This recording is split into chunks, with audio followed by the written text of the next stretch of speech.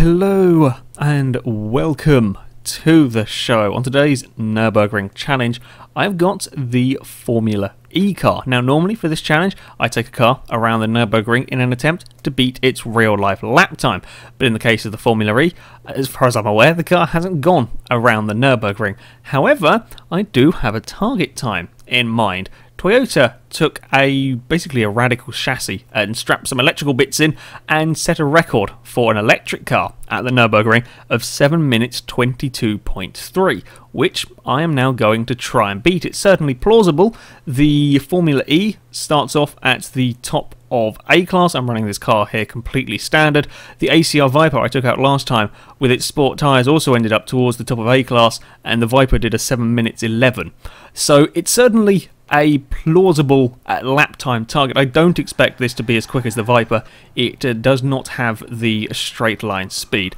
I'm going to start off by very briefly saying I'm not a huge fan of electric cars particularly. I'm not going to go into depth in this because it would take far longer than the actual lap, but I'm not a huge fan of them. It's not so much that I kind of like the fact that my car, or sort of conventional cars, are powered by controlled explosions. I kind of find that slightly cool, but it's more the fact that I don't like the sort of the route that they're heading. Once you start having all the power done by computers, steering will be done by computers, accelerator, brakes will all be computer controlled.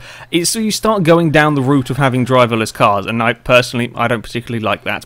So I'm not a huge fan of the electrical vehicles. I'm not a huge fan of a lot of modern cars, as even with sort of conventional internal combustion engines, and we're heading that way. But yeah, I'm not a huge fan of the electric cars. The Formula E I'm also not a massive fan of, just because of the way it drives. Actually, no, I'll be positive. I'll start with the good things, shall we? Brakes are good. It gets stopped bloody quickly. Which is not massively surprising. This is a racing vehicle. It weighs 1,800 pounds, 1,900 pounds, near enough. So yes, it does get stopped in a hurry when you need it to, and it does have some decent turning grip through the corners, as you would imagine from a racing vehicle. This does not come with slick tyres. I was a little bit surprised by that. Didn't realise the Formula E does not come standard with slick tyres. Despite that though, it does have quite a lot of grip. It's fairly easily flat out down this section. As we come up the steep hill, it's flat out over the crest of the hill without any problems at all. However, that's about all the good things I can say about this car. It does sort of start going downhill rather quickly. They couldn't really have ruined the handling for me more if they'd tried. You'd have to start breaking bits to make this car handle worse. It's got great turning, and if it's behaving itself, you can carry a lot of corner speed. But the back end feels like it's from a completely different vehicle. It may as well have the front of a track day car and the rear from a muscle car. It just doesn't grip the road. This is not a ludicrously fast car. Certainly not in a straight line speed. It maxes out at 140 miles an hour. It's not by no means the fastest car I've had around here. The McLaren was starting to struggle once you start doing sort of 170, 180 miles an hour corners. This just sort of 100, 110. The back end it just gives up. It just does not want to stick to the road. I don't know why. You've got a fairly sizable wing. You've got fairly sizable tyres. It just does not hold on to the road.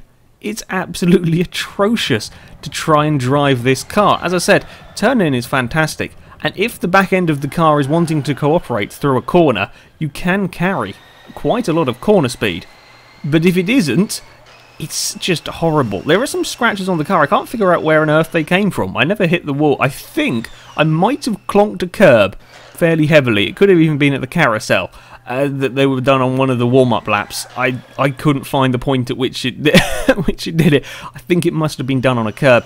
But yeah, this car is shockingly bad to drive when it's standard, because the back end just lets go constantly at sort of at low speeds.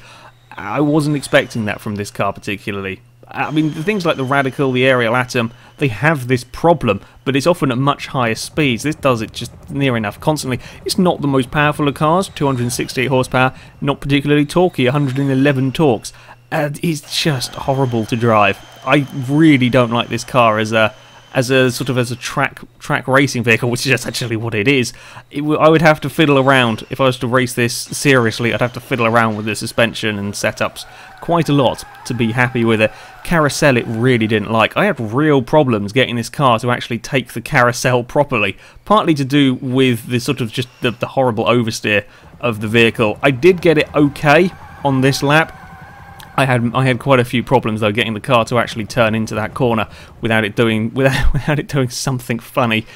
The other big problem that I have with this vehicle is the sound, and that's not at all for the reason that you're thinking. No, I'm not a particular fan of the sort of angry washing machine sound that you get from it. The big problem though is when it comes to sort of doing the gearing. Now, when I'm driving this car, I do not want to be having to focus on the dashboard and the flashy lights. I'm looking at the track, spotting braking points, spotting where I want to be placing the car. And of course, the gearing is just done purely on sound. Probably 95% of the time, you'll just be doing it on sound. Once the car starts screaming, that's when you change up, basically. But you can't do that with this, because it all sounds exactly the same. When you change gear, it goes to a slightly higher pitch. It's incredibly hard to keep track of what you're supposed to be doing with the gearing, especially when the car's wanting to go sideways absolutely everywhere. There were, on some of the practice laps, there were many times that I completely forgot to change up gears. I just didn't realise it was in the limiter. I don't think on this lap I messed up, but I'm not entirely sure. I could have done at some point. It's, yeah, I'm not a huge fan. It is a bit of a pain to get used to. And I would have lost so much time on some of the earlier laps. I started to get the hang of it a little bit, but even then, it just makes it just pain to drive, really. It's not a particularly good car to drive. You can see I had a huge moment over the curves. Car got incredibly twitchy. This was my quickest lap that I did. I was a little bit surprised by this one. I set a lovely lap, like the lap before this was lovely and clean. It had no sideways moments, no scary moments. This one was, in all honesty, a little bit scrappy, and yet somehow I went quicker. I wasn't expecting that. I was happy with the previous lap. I just carried on to the next one, and I kept going quicker. I'm not sure how I did it, because it wasn't the cleanest of laps with the car, because all the damn thing wanted to do was oversteer. Gearing isn't particularly good either on this car. I think the difference, like fourth gear, you do about 126, 28, and then fifth gear, it maxes out about 141 as you come down the hill. Gearing is kind of strange. I imagine it's a little bit odd trying to do all the electrical. I imagine it's a very highly technologically advanced car, this one. It's just not quite there yet. I'm sure the actual Formula E racing series will be interesting when you put lots of highly skilled drivers in equal cars. It tends to make an interesting series, so I'll definitely be watching it whenever it starts.